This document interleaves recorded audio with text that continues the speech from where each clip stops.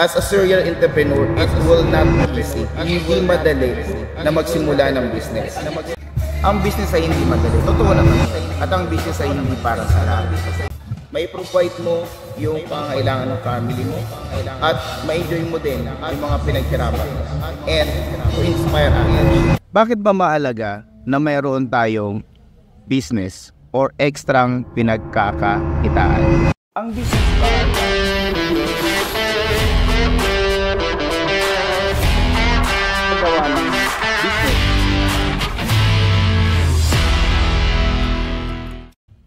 This is your CEO Paul.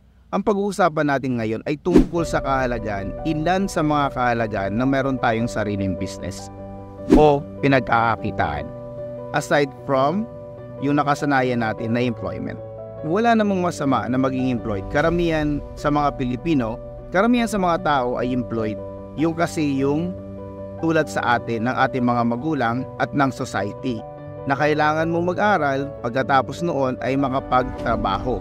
Yung kasi yung philosophy or yun yung goal ng mga Filipino or ibang lahi man, which is ibang-iba sa goal ng mga Chinese at ng ibang mga business people.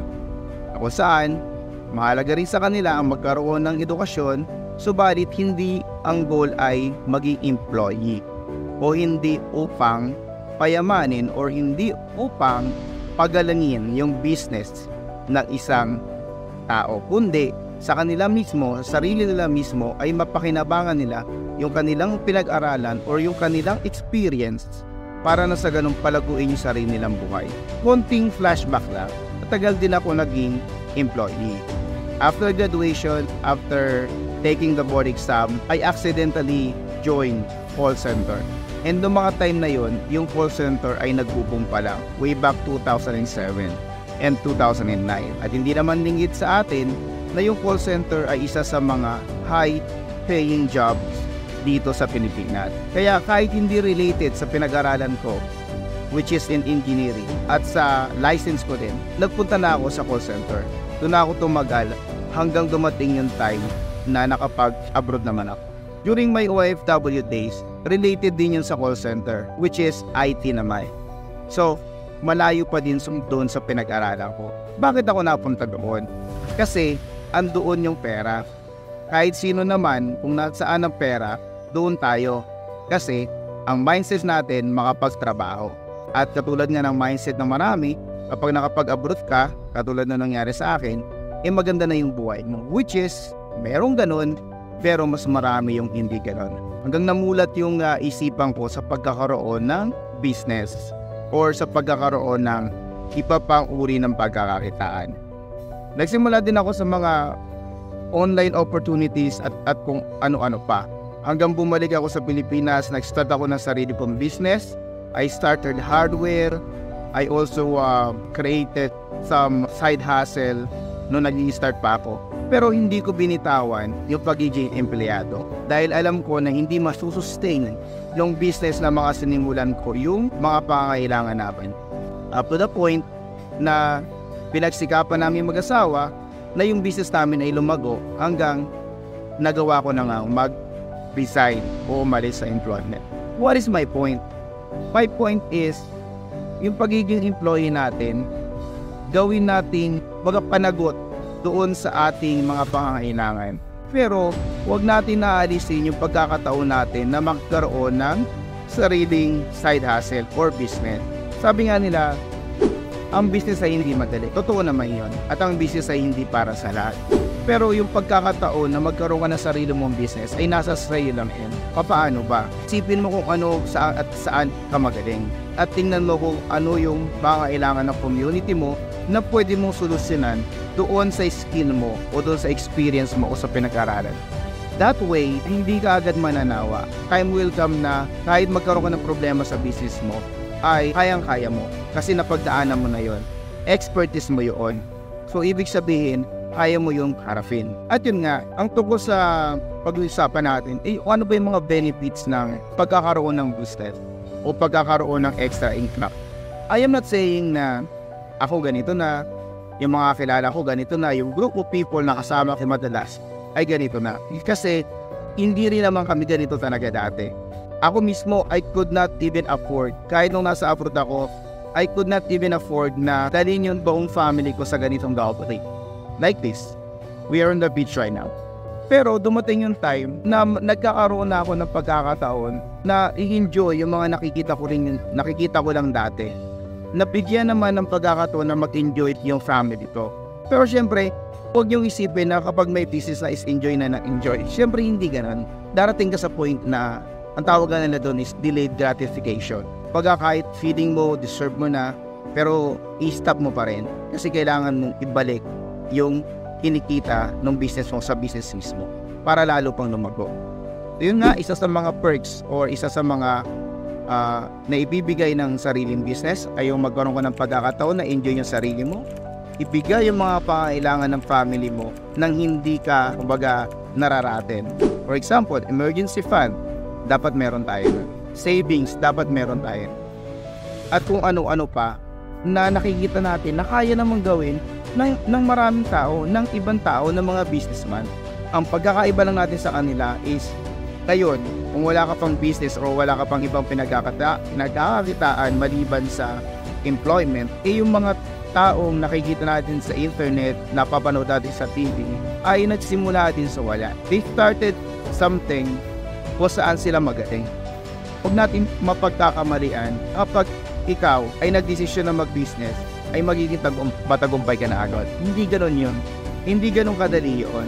So kaya nga, ang lagi kong sinishare ay magsimula ka sa maliit muna. Isa pa sa mga perks ng pagkakaroon ng business ay yung pa-share mo din sa kapamilya mo, sa mga tao na sa paligid mo, at ngayon sa internet, kahit hindi mo na kilala, kahit napakalayo, nasa ibang bansa o nasa ibang lugar, na i-share mo yung experience mo.